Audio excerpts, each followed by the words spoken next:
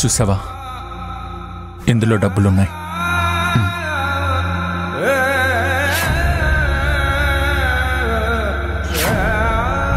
ఈ డబ్బులతో మీ నాన్నని అమ్మమ్మని బాగా చూసుకో. నీ చెల్లెళ్ళ భవిష్యత్తుని తీర్చిదిద్దు.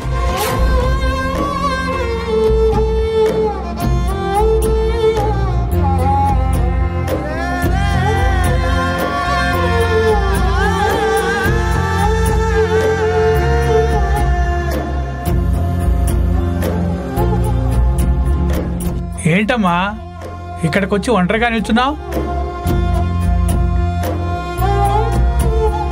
నిలబడమ్మా, ఏమైంది? ఒంట్లో బాలేదా, ఇంట్లో బాలేదా? ఇలా అడిగేవాళ్ళు ఇక్కడ ఎంతమంది ఉన్నా అడిగించుకోవడానికి నేనుండను కదన్నా. అదేంటమ్మా, ఎక్కడికి వెళ్తున్నావు? ఊరెళ్ళిపోతున్నాను.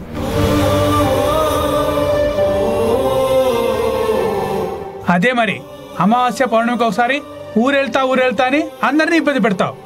అప్పుడప్పుడు నీకేమవుతుందమ్మా ఇలా మాట్లాడతా? నువ్వు ఇలా చేస్తే నీకు మతి స్థిమితం లేదనుకుంటారు. స్థిమితంగా ఉండాలనుకున్నా ఉండనివ్వరు కదన్నా. ముందు నువ్వు నేనెక్కడికి వెళ్ళనని చెప్పమ్మా. అలా కాకుండా క్యాలెండర్లో నలదాడితే చాలు నేను ఇంటి గడప దాటి వెళ్ళిపోతానని చెప్తూనే ఉంటా. ఈసారి నేను చెప్పలేదన్నా. మరి ఎవరు చెప్పారమ్మా? కాదమ్మరి గారా? ఆవిడ మాటలు పట్టించుకోవద్దు. కాంచనమ్మ గారా? అసలు లెక్కే చేయొద్దు. కోటి అయ్య గారా? అసలు అతను వంకే చూడొద్దు. నిమిషా అమ్మాయి గారా? ఇక తన గురించి కూడా చెప్పనక్కర్లేదు. వాళ్ళు చెప్తే నేను నీతో ఎందుకు చెప్తానన్నా?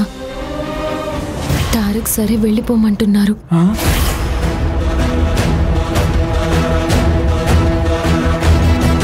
ఏంటమ్మా నువ్వు అనేది? చిన్నయ్య గారు నిన్ను ఇల్లు వదిలి వెళ్ళిపోమన్నారా? నిన్ను వదిలించుకోవాలని ఆయన ఎందుకు అనుకుంటారు? వదిలించుకోవడానికని కాకపోవచ్చు, కానీ వెళ్ళిపోమంటున్నారు. ఊళ్ళో వదిలిపెడతానన్నారు.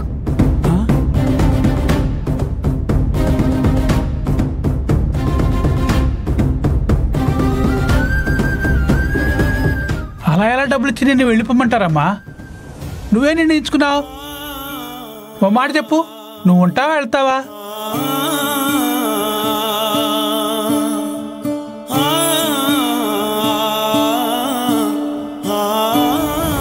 తారక్ సార్ దగ్గరే ఉందామనుకుంటున్నాను. నన్ను కంటికి రెప్పలా చూసుకున్న తనని కాదని తను కనపడినంత దూరం ఎందుకు వెళ్ళిపోవాలి? అమ్మా నీలవేణి, నీలో మార్పు వస్తున్నప్పుడు నీ మనసులో మాట అయినా చిన్నయ్య గారికి చెప్పావా? చెప్పలేదన్నా. మరి చెప్పకపోతే ఎలా తెలుస్తుందమ్మా? అర్థం చేసుకోవాలి కదన్నా. మగవాళ్ళు అర్థం చేసుకోరమ్మా, అది అంతే. అది పొగరో అమాయకత్వం, లేదంటే భగవంతుడు అలా సృష్టించాడో ఏంటో తెలియదు, కానీ ఆడవాళ్ళలాగా అన్ని రకాలుగా ఆలోచించరమ్మా. ఏది అనుకుంటే అదే నిజం అనుకుని బ్రతికే మొగాళ్ళ గురించి నువ్వెలా నిర్ణయం తీసుకుంటావమ్మా? మరి నా మనసులో మాట తారక్ సర్కి ఎలా చెప్పాలన్నా? నువ్వు చెప్పలేవు. ఎందుకంటే నీకు బేరుకు, సిగ్గు, రకరకాల భయాలు కలగచ్చు. కానీ నేనేమంటున్నానంటే, నీ ఉద్దేశం ఏంటో నేరుగా చెప్పడం రాకపోతే ఒక కాగితంలో రాసి చెప్పు. పేపర్లోనా? అవునమ్మా. నిన్నేం ప్రేమలేఖ రాయమని చెప్పట్లేదు కదా, అంత ఆలోచించాల్సిన అవసరం లేదు. నీ ఆలోచన ఏంటో అందులో రాసేయమంటున్నాను. చిన్నయ్య గారు చదువుతారు. నిజం చెప్పాలంటే అలా రాయడంలోనే ఎక్కువ విషయాలు చెప్తాం.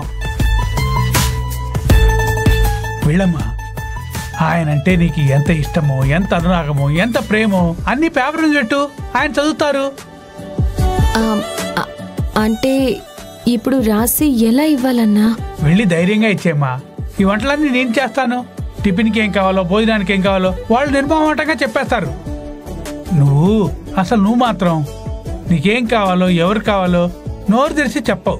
అందుకే వెళ్ళి లెటర్ రాయమ్మా.